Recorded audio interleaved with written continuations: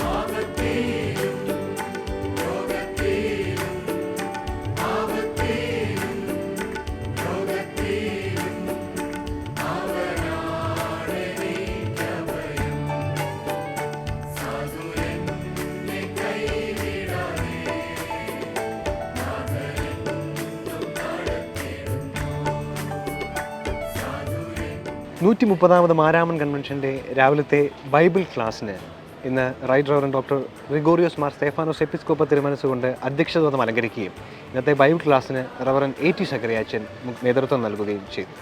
This is gospel. ഇതാണ് സുവിശേഷം. എനിക്ക് ചോദിക്കാനുള്ള ഒരു ചോദ്യം: are we losing the spirit of the gospel? Are we losing the spirit of the gospel? സുവിശേഷത്തിൻ്റെ ഒരു സ്പിരിറ്റ് നമുക്ക് നഷ്ടപ്പെടുന്നുണ്ടോ എന്നുള്ള ഒരു ചോദ്യമാണ്. നമുക്ക് സുവിശേഷത്തിൻ്റെ സ്പിരിറ്റ് നഷ്ടപ്പെടുവാനായിട്ട് പാടില്ല. സുവിശേഷം സർവ്വജനത്തിനുമുള്ള മഹാസന്തോഷമാണ്. കർത്താവായ യേശുക്രിസ്തുവിൻ്റെ ജനനത്തിങ്കൽ മാലാഖമാർ പാടിയതാണ്: സർവ്വലോകത്തിനും ഉണ്ടാകാനുള്ള മഹാസന്തോഷം ഞാനും നിങ്ങളോട് സുവിശേഷിക്കുന്നു എന്നാണ്. ആ സർവ്വജനത്തിനുള്ള മഹാസന്തോഷം, ആ ഒരു ഒരു ഒരു യൂണിവേഴ്സലിസത്തിൻ്റെ, സാർവലൗകികത്വത്തിൻ്റെ ഏറ്റവും വലിയ ആവിഷ്കാരമാണ് സുവിശേഷം എങ്കിൽ, ആ സുവിശേഷത്തിൻ്റെ പ്രഭയിലാണ് മലങ്കര സഭ ജ്വലിച്ചത് എങ്കിൽ, പ്രിയപ്പെട്ടവരെ, ആ സുവിശേഷത്തിൻ്റെ പ്രഭയിലാണ് നമ്മുടെ മാതാപിതാക്കന്മാർ അഭിമാനം കൊണ്ടത് എങ്കിൽ, ആ സുവിശേഷത്തിൻ്റെ പ്രഭയിലാണ് മാരാമൺ കൺവെൻഷൻ മണൽപ്പുറം കോരിത്തരിച്ചത് എങ്കിൽ, പ്രിയപ്പെട്ടവരെ, ഞാൻ ഓർമ്മിപ്പിക്കുന്നു, ഇന്നും നമ്മളെക്കുറിച്ച് ദൈവം ആഗ്രഹിക്കുന്നത് സുവിശേഷത്തിൻ്റെ ശക്തി നഷ്ടപ്പെടാതെ ഇരിക്കുന്നതിന് നമ്മളെ തന്നെ സമർപ്പിക്കുക എന്നുള്ള വലിയൊരാശയം തന്നെയാണ്. കലത്തിലെ മാവും തുരുത്തിയിലെ എണ്ണയും ശേഖരിച്ചു വെക്കുന്ന ഒരു ദൈവം. പ്രതികൂലതകളുടെയും സംഘർഷങ്ങളുടെയും നടുവിൽ നാം വല്ലാതെ ഉലയുമ്പോഴും ഒന്നിൽ മാത്രം ആശ്രയിക്കുക: ദൈവകൃപയിൽ, ദൈവിക വരദാനങ്ങളിൽ നമ്മെ കാക്കുകയും പരിപാലിക്കുകയും ചെയ്യുന്ന ഒരു നാഥനുണ്ട്. എന്തും സംഭവിച്ചു കൊള്ളട്ടെ, നമുക്ക് വേണ്ടി കരുതുന്ന ദൈവമുണ്ട്. 130ാമത് മാരാമൺ കൺവെൻഷന്റെ ഇന്നത്തെ മഹായോഗം എക്യൂമെനിക്കൽ സമ്മേളനമായി ക്രമീകരിക്കുകയുണ്ടായി. ഭാഗ്യസ്മരണീയനായ ജോസഫ് മാർത്തോമാ പറയുന്നത് പോലെ, നമുക്ക് സംശീകരിക്കാവുന്നതിനെ ശാംശീകരിക്കുക, നമുക്ക് ഉൾക്കൊള്ളാനാവാത്തതിനെ ബഹുമാനത്തോടു കൂടി മാറ്റി നിർത്തുക. എക്യൂമെനിക്കൽ സമ്മേളനത്തിൽ വിവിധ സഭാ പിതാക്കന്മാരും സഭയിലെ മറ്റ് നേതാക്കന്മാരും ഒപ്പം വിശ്വാസ സമൂഹം ഒന്നായി വന്നടഞ്ഞു. ഇന്നത്തെ യോഗത്തിൽ മുഖ്യ സന്ദേശം നൽകി അനുഗ്രഹിച്ചത് പ്രൊഫസർ ജെറി പിള്ളയും, അധ്യക്ഷത പദം അലങ്കരിച്ചത് മലങ്കര മാർത്തോമാ സുറിയാനി സഭയുടെ അനുഗ്രഹീതനായ മേൽപ്പട്ടക്കാരൻ right reverend doctor Abraham Mar Paulos എപ്പിസ്കോപ്പ തിരുമനസ്സുകൊണ്ടും ആയിരുന്നു.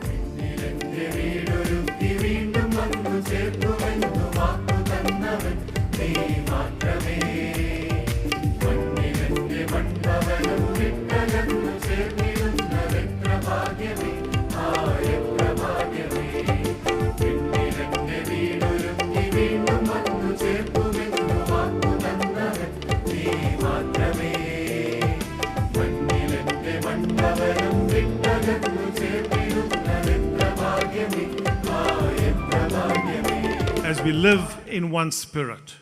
ഒരേ ആത്മാവിലുള്ള നമ്മുടെ ജീവിതമാണ് ഇന്ന് സഭയുടെ ഐക്യത്തിന് അടിസ്ഥാനമായിരിക്കേണ്ടത്. May we as Christians have the same vision and desire to be united in our witness to a struggling and divided world.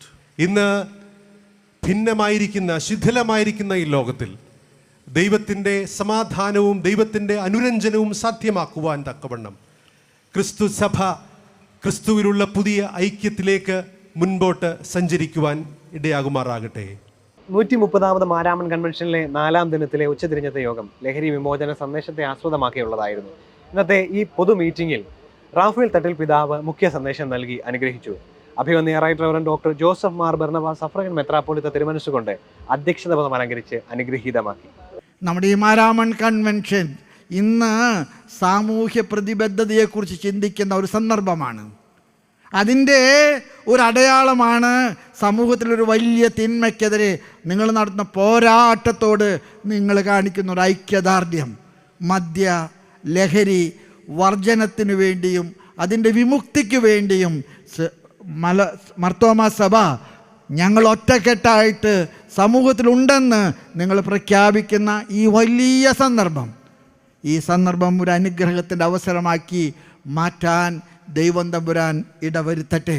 130ാമത് Maramon കൺവെൻഷന്റെ ഇന്നത്തെ സായാഹ്ന യോഗം സാമൂഹിക തിന്മകൾക്കും ഉച്ചനീചത്വങ്ങൾക്കും എതിരായുള്ള ഒരു വലിയ ശബ്ദമുയർത്തുന്നതായിരുന്നു. വചനം കാലിന് ദീപവും പാതയ്ക്ക് പ്രകാശവുമാവുന്നു. ജീവിതത്തിന്റെ അന്ധകാരത്തെ വെളിച്ചമാക്കി തീർക്കുന്ന ദൈവവചനം. ഇന്നത്തെ സായാഹ്ന യോഗം DSMCയുടെ ഗാനശുശ്രൂഷയോടുകൂടി ആരംഭിക്കുകയുണ്ടായി. ആർച്ച് ബിഷപ്പ് തോമസ് ടറയിൽ മുഖ്യ സന്ദേശം നൽകി അനുഗ്രഹീതമാക്കി. ഇന്ന് വൈകുന്നേരത്തെ യോഗത്തിന് അധ്യക്ഷത പദം അലങ്കരിച്ചത് right reverend doctor Yuhakim Mar Coorilos suffragan മെത്രാപ്പോലിത്ത തിരുമനസ്സുകൊണ്ടായിരുന്നു. അതിനെതിരെ നമുക്കൊരു നിലപാടെടുക്കാൻ പക്ഷേ നമുക്ക് പറ്റും. നമ്മളാൽ കഴിയുന്ന രീതിയിൽ സാമൂഹിക തിന്മകൾക്കെതിരെ പ്രതികരിക്കാനുള്ള ഒരു മനസ്സ് നമ്മളെപ്പോഴും ഓർക്കണം. നമ്മുടെ കർത്താവ് എന്തുകൊണ്ടാണ് 33ാമത്തെ വയസ്സിൽ നല്ല പ്രായത്തിൽ കുരിശിൽ മരിക്കേണ്ടി വന്നത്? അവൻ ലോകത്തോട് സന്ധി ചെയ്തിരുന്നെങ്കിൽ അവൻ കണ്ട തിന്മകളെല്ലാം സാരയില്ല, പോട്ടെ, എന്നെ ബാധിക്കുന്നതല്ലല്ലോ, എനിക്ക് കുഴപ്പമില്ലല്ലോ എന്ന് കരുതി കണ്ണടച്ചിരുന്നെങ്കിൽ അവൻ ഒരു കുഴപ്പമില്ലായിരുന്നു. മിക്കവാറും കർത്താവ് കുരിശുമരണം ഒഴിവാക്കാമായിരുന്നു. വലിയ കഷ്ടപ്പാടൊന്നും ഇല്ലാതെ ഒരു 102ാമത്തെ വയസ്സിൽ സമാധാനമായിട്ടൊക്കെ മരിക്കാമായിരുന്നു. പക്ഷെ അവൻ 33ാമത്തെ വയസ്സിൽ കുരിശിൽ തറയ്ക്കപ്പെട്ട് മരിച്ചതിൻ്റെ കാരണം അവൻ തിന്മയോട് സന്ധി ചെയ്യാൻ തയ്യാറായില്ല. എന്നു മാത്രമല്ല, അവിടുന്ന് അതിനെതിരെ സംസാരിച്ചു, അതിനെതിരെ അവൻ പ്രവർത്തിച്ചു. അവൻ്റെ ആ പ്രവർത്തനങ്ങൾ അനേകർക്ക് അസ്വസ്ഥതയായിട്ട് മാറിയപ്പോഴാണ് അവനെ ഉന്മൂലനം ചെയ്തേക്കാം. അസ്വസ്ഥതയാണ് ഉന്മൂലനം ചെയ്യേണ്ടത്, തിന്മയല്ല. തിന്മയ്ക്കെതിരെ പറയുന്നവനെ ഉന്മൂലനം ചെയ്തു കഴിഞ്ഞാൽ കുഴപ്പമില്ലല്ലോ എന്നുള്ള രീതിയിലേക്ക് പോവുകയാണ്. കാറ്റും കോളും നിറഞ്ഞ ജീവിതം വേണമെങ്കിൽ കരയ്ക്കടുത്ത് നിൽക്കുന്ന ഒരു കപ്പലായി മാറാം, തുരുമ്പിച്ച് തീരാം. എന്നാൽ പ്രതികൂലതകളിലേക്ക് ഇറങ്ങുമ്പോഴാണ് കപ്പലിന്റെ ദൗത്യം മുന്നേറുന്നത്, പുതിയ ഏടുകളിലേക്ക് യാത്ര ചെയ്യാൻ സാധിക്കുന്നത്, പുതിയ മാധ്യമമായി മാറുവാൻ സാധിക്കുന്നത്. ക്രിസ്തുവിന്റെ ഭാവം തിരിച്ചറിഞ്ഞ് കാറ്റും കോളും അടിക്കുമ്പോഴും അലയിൽ അലതല്ലാതെ അമരത്ത് നാഥനുണ്ട് എന്ന പ്രത്യാശയോടുകൂടി നമുക്ക് യാത്ര ചെയ്യാം. 130ാമത് മാരാമൺ കൺവെൻഷന്റെ 4ാം ദിനത്തിലെ കാഴ്ചകൾ ഇവിടെ പര്യവസാനിക്കുന്നുവെങ്കിലും ദൈവികമാകുന്ന സമ്പൂർത്തീകരണത്തിന്റെ വലിയ യാത്രയ്ക്ക് വേണ്ടി നമുക്ക് ഒരുങ്ങാം. നമ്മെ ദൈവം സമൃദ്ധമായി അനുഗ്രഹിക്കട്ടെ. നവ്യമായ പുതിയ കാഴ്ചകളുമായി നാളെ വീണ്ടും കാണാം. നന്ദി.